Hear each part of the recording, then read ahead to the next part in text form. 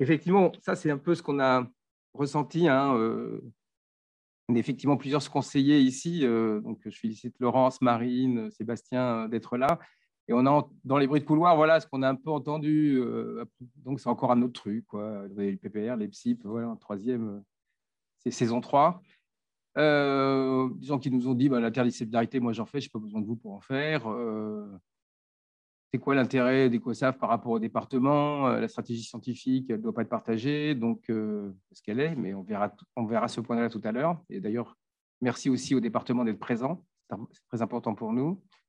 Beaucoup de gens, évidemment, disent: «Ouais, c'est intéressant, mais moi, j'ai vraiment pas le temps». Et puis, il y a ce côté valeur ajoutée qui me paraît effectivement important. Ça va me rapporter quoi d'y être? Et côté un petit peu opportuniste, ben, je vais peut-être m'inscrire et puis je verrai bien si c'est intéressant. Donc, on a eu les mêmes interrogations, hein, parce qu'on est aussi, autant Eric et moi, des chercheurs lambda, donc je ne dis pas que ces interrogations ne nous ont pas traversées. On va essayer de montrer pourquoi, effectivement, on a pensé que ce n'était pas un truc de plus et qu'on pourrait peut-être faire de cette COSAF effectivement un lieu d'échange qu'on n'a toujours pas encore à l'IRD. Diapo suivante. Bon, d'abord, ce qu'a dit Olivier, je souscris à fond, c'est-à-dire qu'on a quand même des enjeux qui nous dépassent et avec des urgences qui sont, on a vu cet été, hein, ce que ça a donné en termes de changement climatique, d'impact sur les sols. Et on doit absolument, à mon avis, modifier nos approches. On a de tels enjeux comme on a 75% des terres qui sont dégradées, qu'on a 40% de la population mondiale affectée. Ça affecte notamment les continents qui sont à l'IRD, nos cibles, hein, l'Afrique, l'Asie, l'Amérique. Ça affecte l'ensemble des autres psychosaves. Là, j'ai mis que 30% des nouvelles maladies sont dues effectivement au changement d'usage des sols. C'est dans le rapport de l'IPBES qui était sorti en 2020. On a des fortes risques et menaces. Je ne vais pas toutes les lister, mais vous les connaissez. Et il y a des forts ici enjeux que je dirais plutôt qui sont liés plutôt aux sciences humaines, mais où je pense que les sciences humaines nous donnent un cadre aussi d'études pour les sciences physiques et les sciences biologiques. Le droit foncier, pour ceux qui ont travaillé, je pense, à l'étranger, savent de quoi on veut parler. Les liens entre politique foncière, usage, dynamique des sols, les usages rivaux. On voit très bien actuellement avec la montée des prix que les usages entre énergie, notamment, posent d'énormes soucis en termes de sécurité alimentaire. Hein, les migrations, les violences et les exclusions sont aussi dues au land grabbing.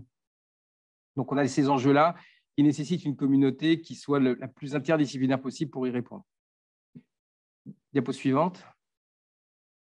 Et justement, comme je disais tout à l'heure, on a même si la COSAF Terre-Sol s'intéresse à l'objet Terre et Sol, elle est quand même en liaison avec les 9 défis qu'a défini donc la gouvernance.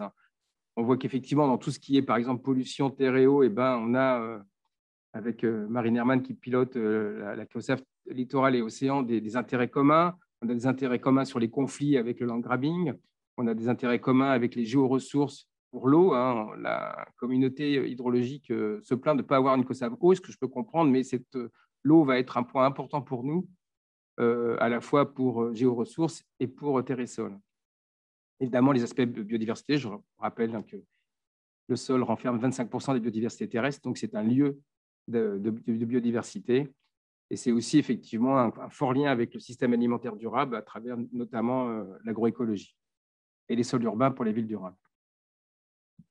Évidemment, la séquestration du carbone dont je vais parler très vite. Diapo suivante. Alors, un des enjeux de cette COSAV aussi, c'est contribuer à rendre le sol et la terre donc plus visibles dans l'agenda politique. Et ça, on l'a vu. En fait, le sol était un peu sous les radars jusqu'à un peu comme la conférence de Rio en 2012. L'exposition du sol médiatique a considérablement évolué dans les 10 dernières années, je dirais. Ce n'est pas encore au niveau où on souhaiterait, mais c'est déjà beaucoup mieux qu'avant. Et on a déjà on a une journée du sol, on a l'année du sol, et on voit que les grandes conventions, comme la Convention sur la désertification, ou aussi l'IPBES ou l'IPCC, donc s'intéressent au sol en termes aussi d'objets affectés par les changements climatiques, affectés par les changements d'usage qui affectent la biodiversité. Donc, c'est un point très important et je pense que la communauté scientifique n'est pas encore tout à fait à l'aise avec ce dialogue sciences politiques. Par exemple, moi, je ne le suis pas tout à fait. Et on a besoin effectivement d'y réfléchir de manière peut-être un peu plus en amont pour pouvoir répondre aux demandes politiques qui sont souvent extrêmement urgentes du jour au lendemain et sur lesquelles on n'est pas toujours armé pour pouvoir y répondre de manière satisfaisante. Diapo suivante. Alors, cette communauté de savoir Terre-Sol, elle ne vient pas de nulle part. Elle vient déjà d'un PSIP carbone qui a été mené donc, par Tiffaine Chevalier et Maud Gloireau, ici présente. Tiffaine est parmi nous, je ne sais pas où.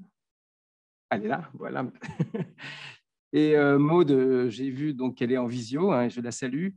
Et elles ont fait toutes les deux un travail vraiment remarquable en 2 ans, parce qu'elles ont fait effectivement tout ce qui est demandé en fait à une COSAV, c'est-à-dire agréger une communauté autour d'une question scientifique, qui était ici la séquestration du carbone. Elles ont fait émerger des fonds de science, par exemple les transferts de carbone entre terrestres et aquatiques. Elles ont rendu visible cette communauté. Donc là, il y a eu un besoin qui a été rempli.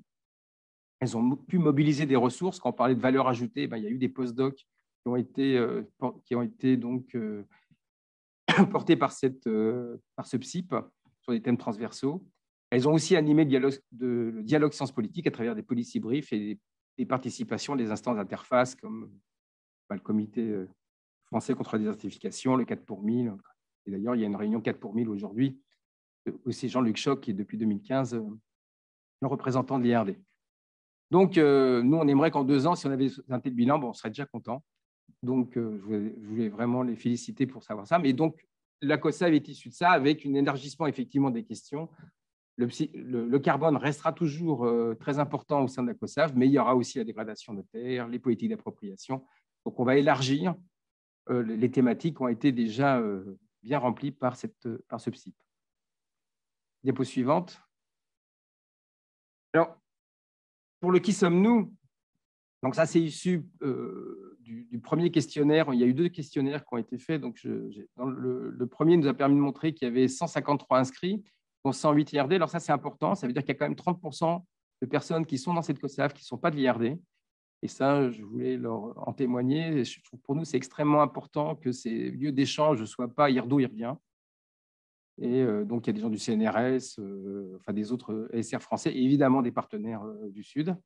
Encore pas assez, mais ça, c'est un point sur lequel on doit travailler. On a bien, quand on parle des départements, on voit bien que cette COSAV, elle est bien divisée entre différents départements, évidemment EcoBio, mais aussi SOC et DISCO. Et on a ici des représentants des 3 départements. Je voulais aussi, donc Jean-Christophe Avard, et par visio, il y a des représentants des autres départements DISCO et SOC. Il y a Mina Fredklej pour SOC. Et donc, ça, c'est un point aussi important. Et vous voyez qu'à travers la représentation à droite, le camembert, on a une proportion relativement équilibrée entre les sciences physiques, les sciences humaines et les sciences biologiques. Et donc, ça, c'est déjà pour nous une bonne victoire parce que c'était un point sur lequel on n'était pas sûr d'arriver, d'agréger effectivement de manière assez équilibrée l'ensemble de ces sciences-là. Alors, on a une palette très large du MR, 37, et disons qu'il y en a quand même 7 principales qui se dégagent, dont vous avez ici la liste, mais peut-être que dans l'avenir, ça bougera. Et donc, je vais vous donner aussi quelques aspects qui sont issus d'un résultat d'un questionnaire qui porte sur 73 réponses. Donc là, ce n'est pas l'ensemble des 153 qui ont répondu, mais c'est déjà plus de 50%, ce qui est pour un questionnaire déjà très bien. Donc, diapo suivante. Oui, alors avant d'aller sur ce questionnaire, on a aussi, vous voyez comment on est structuré. On est structuré autour d'une équipe d'animation qui va se réunir prochainement pour définir la feuille de route. On a essayé de faire représenter justement ce tiers physique, ce tiers sciences sociales et ce tiers sciences biologiques. En termes d'équité de genre, on n'est pas tout à fait encore au top. On est à, je pense, 10 hommes et 7 femmes. Donc, on va peut-être essayer de rééquilibrer. Et puis, il est possible encore que cette équipe d'animation grandisse ou se rapetisse. On verra aussi en fonction des gens qui se mobilisent autour de cette COSAV. En tout cas, je voudrais les remercier d'avoir accepté de faire partie de cette équipe, effectivement, parce qu'on est tous un peu débordés par nos aspects. Donc, c'est déjà très bien qu'ils aient pu se mobiliser. Diapo suivante. Alors, il y a aussi une équipe d'animation intersectorielle. En gros, c'est les services d'appui qui vont identifier les opportunités. On a, comme on l'a dit, des chargés de mission.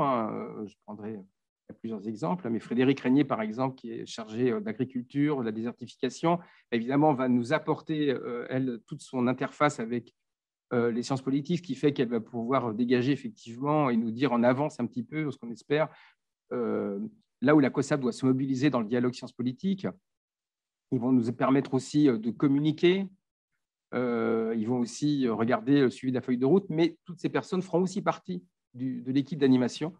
Ça, c'est un point important, comme je l'ai dit tout à l'heure, pour qu'effectivement, il n'y ait pas une dichotomie entre l'opérationnalité et la science. Je pense que c'est deux points qui doivent coopérer ensemble. Et on se rend compte, de toute façon, la plupart des personnes présentes dans cette équipe d'animation ont un background scientifique solide qui leur permet effectivement d'être très intéressés par les fronts de sciences qui sont dégagés. Diapo suivante.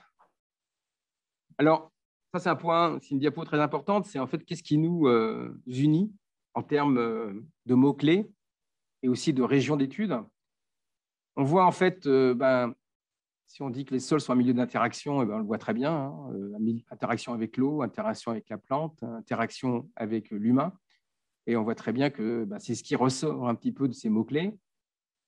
Donc, avec en rouge tout ce qui est plutôt sciences physiques, hein, érosion, dégradation, zone critique. Hein, c'est là où se passe effectivement cette dégradation. Donc, en jaune, plutôt effectivement des mots liés aux sciences humaines, bien que l'agroécologie, un mot qu'on pourrait mettre dans les trois couleurs. Et en bleu, plutôt ceux qui sont... Est-ce que je n'ai pas dit une bêtise? Oui, je crois que c'est ça. C'est en bleu, c'est a priori tout ce qui est plutôt biologique, mais on ne voit pas tout à fait bien. Effectivement, il y a le carbone qui reprend, il y a aussi la dimension d'échelle, le paysage, le littoral. Donc, et les flux d'eau que je voulais montrer. Donc, effectivement, on a disons, en gros, les interfaces qui ressortent avec des régions qui sont notre région un peu phare toujours à l'IRD, qui est l'Afrique, hein, qu'elle soit centrale ou de l'Ouest. Mais on voit aussi que d'autres régions importantes, comme l'Amérique latine et l'Asie, sont très présentes. Les Caraïbes, donc effectivement, on couvre un peu quand même l'ensemble des pays couverts par la planète IRD, avec un petit focus quand même sur l'Afrique et la Méditerranée. Diapo suivante.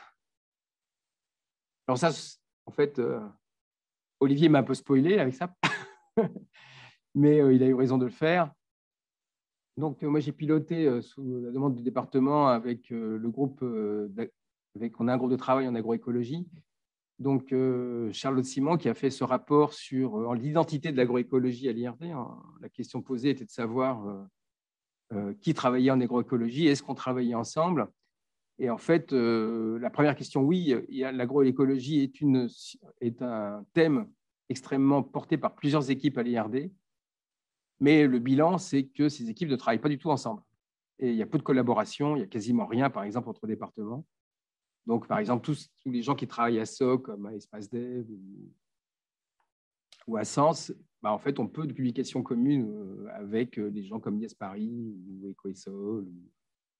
Donc voilà, ça, c'est un point qui est important et qu'il faudra effectivement, on va essayer de changer au cours de cette COSAP. Alors, comment on peut le faire? Diapo suivante. Il n'y en a plus?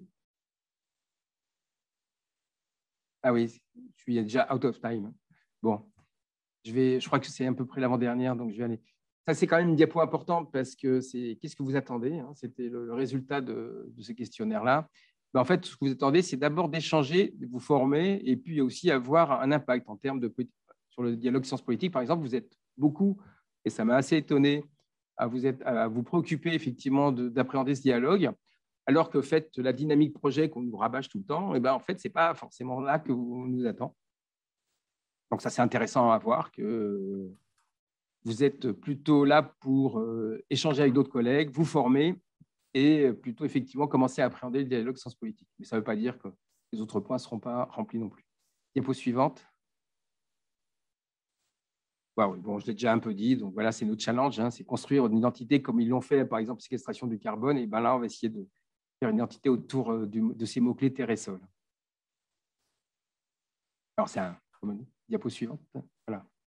Et je crois que c'est mon avant-dernière. Donc, alors ça, c'est des possibilités, c'est des choses qu'on doit aussi questionner aujourd'hui. Eh ben, il va falloir d'abord échanger, se former à l'interdisciplinarité. Alors, c'est un point que je voulais un peu insister, sur lequel je voulais un peu insister, parce que cette interdisciplinarité, effectivement, tout le monde en fait, et, enfin, à différents niveaux, mais vous étiez pas mal de gens à répondre.